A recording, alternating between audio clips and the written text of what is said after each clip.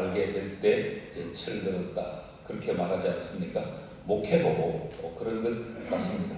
목회도 철이 들어야 목회가 완숙해지고 더 아름다워진다 그런 생각을 갖는데 그 목회 현장에서 여러 가지 힘듦의 시간들을 지나가면서 목회가 뭔지 이제 알게 되고 교회를 어떻게 섬겨야 될지 깨닫게 되는 것 같습니다.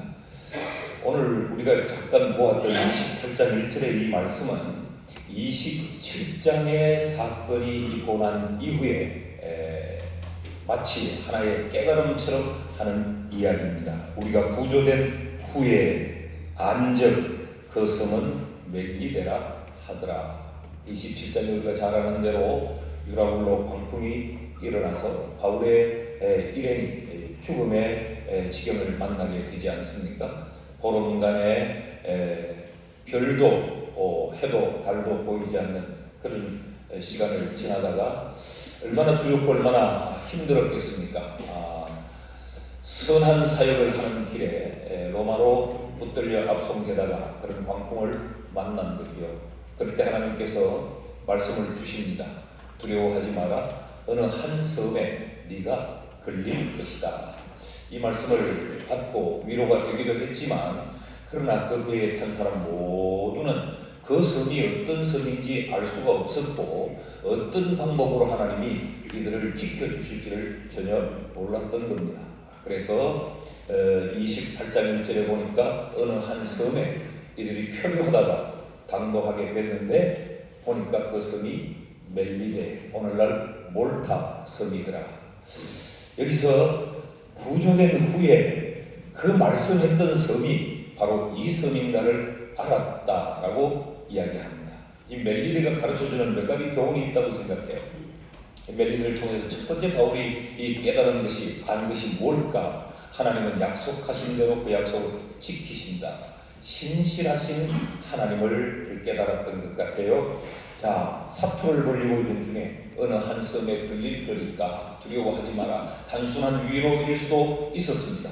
그 섬이 어느 섬인지 알 수가 없었어요. 이 아드리아해, 대해, 오늘 지중해 그 넓고 망망한 바다에 섬 하나를 찾아볼 수 없는 지경인데 어느 섬에 걸린단 말일까? 참 막연했고 막막했지만 결국 시간이 지나 보니까 하나님은 멜리데라는 섬에 그들을 데려다 놓더라. 신실하신 하나님을 멜리데가 깨닫게 해 준 것이고, 두 번째, 이 대해는 지중해는 남한의 30배가 되는 그런 크기의 바다입니다. 그 멜리데는 어느 정도의 크기냐? 대한민국의 강화도 크기만 합니다. 그 지도를 펴놓고 보면 그 대해에 멜리데는 점 하나를 꼭 찍어 놓은 것 같아요. 그런데 하나님이 그 섬에 걸리게 해서 거기에 이들을 데려다 놓았다라고 하는 거죠.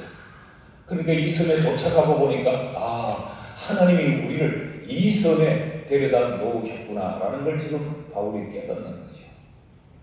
그것을 보면서 이 바울의 일행이 어떤 생각을 가졌겠습니까? 창조 때에 이 넓은 바다에 점 하나처럼 그 누구도 관심 두지 않았던 이 멜리데라고 하는 작은 섬, 이 섬을 오늘 우리를 구조하기 위해 하나님은 그때부터 지금까지 준비해 놓으셨구나. 준비하시는 하나님을 멜리데에서 깨달았을 거예요.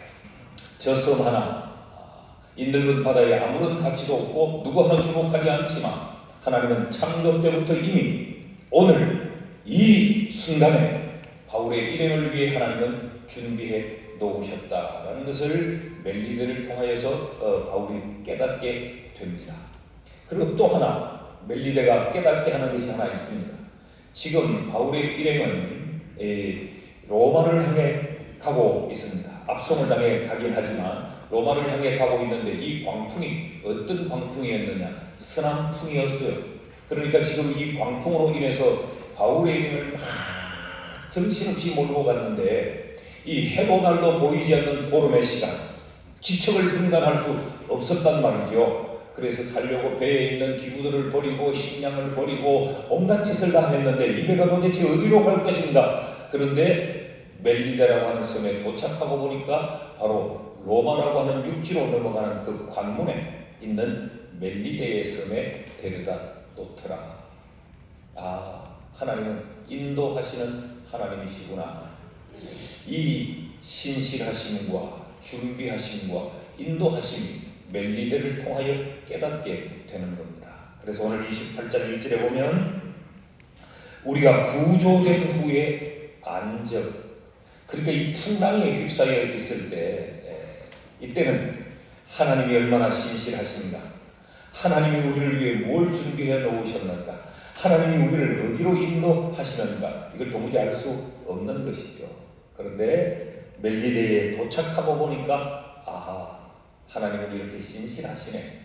하나님은 이미 창조전에 이 바다에 점 하나를 찍어놓고 오늘을 위해 우리를 구조하기 위해 준비하셨네. 야, 이 풍랑을 만났을 때는 죽는 줄 알았는데 결국 보니까 이 풍랑을 인하여서도 가는 길을 더 빨리 더 쉽게 갈 수 있도록 그 가려는 곳에 하나님이 데려다 놓으시네. 하나님의 인도하심을 깨닫게 되는 거죠.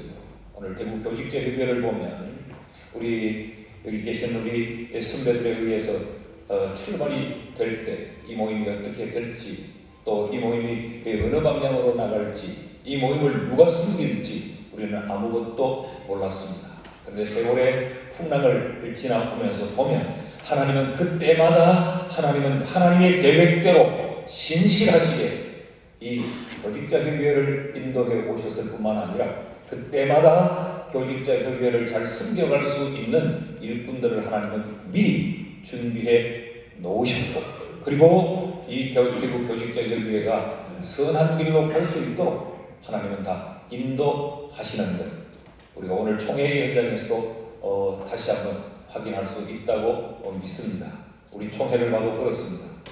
어설프기 짝이 없고 그렇지만 사람만 주인이 된다면 어설프기 짝이 없고 어떻게 가야 할지를 모르지만 이 멜리데가 깨닫게 하는 이 하나님의 은혜를 우리가 깨닫게 되면 그렇게 너무 염려하고 두려워하지 않아도 된다.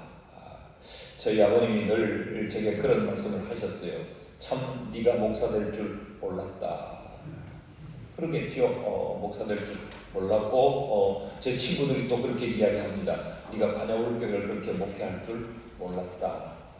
그런가 하면 여기 앉아있는 편하게 말투고 지나는 우리 동료들도 네가 총회장 될 줄 몰랐다.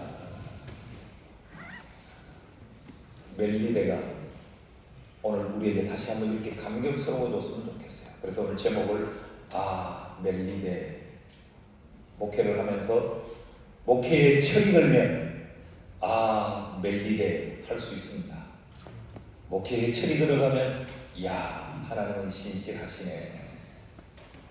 목회가 그렇게 쉽지 않잖아요. 장로님들도 계시지만 목사 장로의 그 알력이 얼마나 무섭습니까? 그래서 여기 목회를 못할 것 같고 이 목사가 이 교회를 못 섬겨나갈 것 같고 그래서 목소리를 높이고 쫓아내보려고 하고 버텨보려고 하고 발버둥을 치지만 철들 때가 있을 거예요. 철이 들면 그때야 알게 되는 것, 멜리데가 있었구나 라는 걸 알게 될 것입니다. 우리 대구 교계를 섬기는 목사님, 장로님 여러분, 너무 초조하지도 말고 너무 자기 주장을 내세우지도 말고 너무 고집을 부리지도 않았으면 좋겠어요. 아직 철이 덜 들어서 그렇습니다. 구조된 후에 알게 됩니다. 멜리데. 우리 이윤찬 목사님은 원래 동대문호에 있었습니다. 여기 오기 전에. 그저 동대문호에 계속 있었으면 좋겠다고 했는데 인호회로 오더라고요. 인호회를 여기도 동대문에 있었고 여기도 언급해달라고 여기도 내가 가지 말라고 우리 윤찬 목사님도 가지 말라고 그렇게 붙들었는데 그때는 제가 멜리데를 몰랐던 모양이에요. 지나고 보니까 멜리데, 하나님은 참 신실하시고 하나님은 준비하시고 하나님은 인도하신다. 이런 의미에서 우리 멜리데를 기억하는 우리 대구 교직자 협의회가 될 수 있기를 주의 이름으로 축복합니다.